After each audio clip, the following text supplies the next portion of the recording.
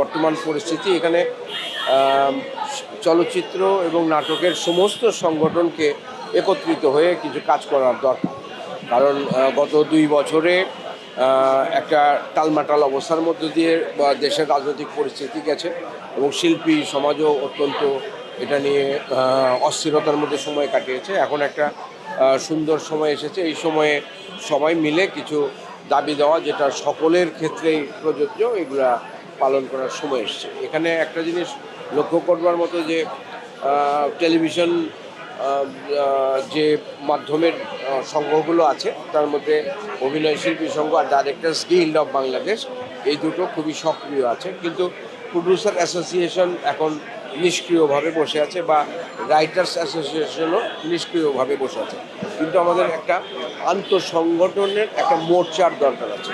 সেই মোর্চাটা চলচ্চিত্র পরিচালক সমিতি, চলচ্চিত্র শিল্পী সমিতি, অভিনয় শিল্পী সংঘ, ডাইরেক্টর্স গিল্ড এবং অন্যান্য আর যে পেশাজীবী সংগঠনগুলো আছে তারা মিলে কিছু অভিন্ন দাবি দেওয়া আছে, এবং শিল্পী সমাজের যে কল্যাণমূলক যে বিষয়গুলো রয়ে গেছে, আইন পাশ করা আছে, এইটাকে কার্যকরী করা এবং দ্রুততম সময়ের মধ্যে শিল্পীদের নিরাপত্তা এবং কাজের ক্ষেত্রে সুবিধা তৈরি করা।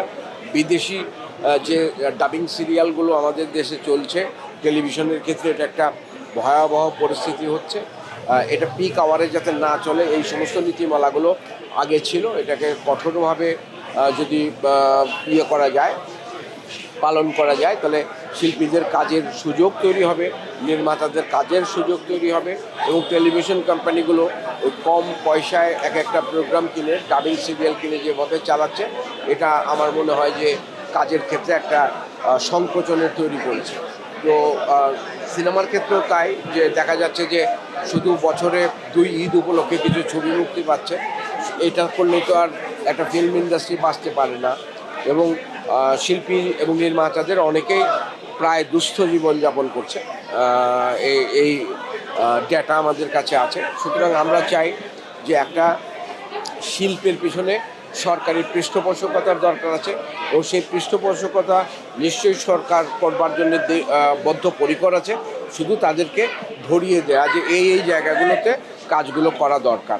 তো সেই কাজগুলো যারা করবে, একটা আন্তঃসংগঠনের একটা মোর্চা হতে পারে, একটা ফেডারেটিভ বডি হতে পারে, সিনেমা এবং টেলিভিশনের সমস্ত সংগঠনগুলো মিলে, এবং সবাই মিলে একটা অভিন্ন দাবি দাওয়া নিয়ে সরকারের সাথে একটা সমঝোতা করা যেতে পারে।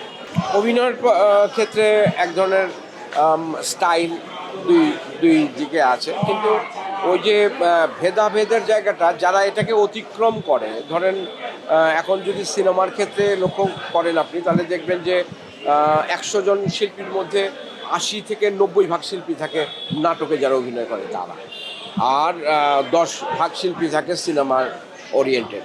আর সিনেমার যে সমস্ত সফল নায়ক বা নায়িকা আমাদের বর্তমানে দেখানো যায়, তারা কিন্তু শুধুমাত্র চলচ্চিত্রের শিল্পীদের সাথেই যে কাজ করে এই জনপ্রিয়তা পেয়েছে তা না। বিগত 5 বছর ধরে আমাদের সিনেমা একটা সুন্দর জায়গায় যাওয়ার একটা প্রবণতা হচ্ছে, এবং এই যে সিনেমাগুলো হচ্ছে প্রত্যেকটার মধ্যে কিন্তু 2 মাধ্যমের শিল্পীরাই আছে। সুতরাং এখানে এক ধরনের আছে, এটা যদি আমি অস্বীকার করি যে ওনারা ওনাদেরকে একরকম মনে করে, আমরা আমাদেরকে একরকম মনে করি, হ্যাঁ, এই পার্থক্যটা নিজেদের মধ্যে আছে। কিন্তু বৃহৎ পরিসরে দর্শক আলটিমেটলি কি চায়? দর্শক আলটিমেটলি ভালো অভিনয় দেখতে চায়, ভালো গল্প দেখতে চায়, ভালো নির্মাণ দেখতে চায়।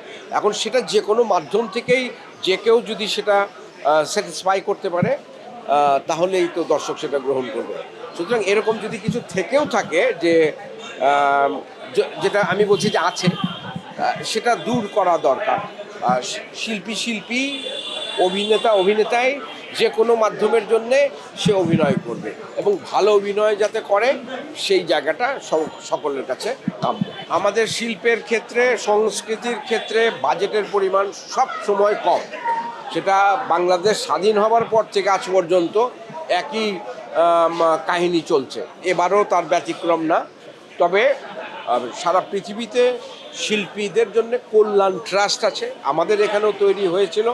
সেটা নামে কাগজে কলমেই তৈরি হয়েছে, এটা কিন্তু কার্যকরী কোনো ভূমিকা পালন করতে পারে নাই। তো এটাকে কার্যকরী করাটা হলো প্রথম চ্যালেঞ্জ এখন।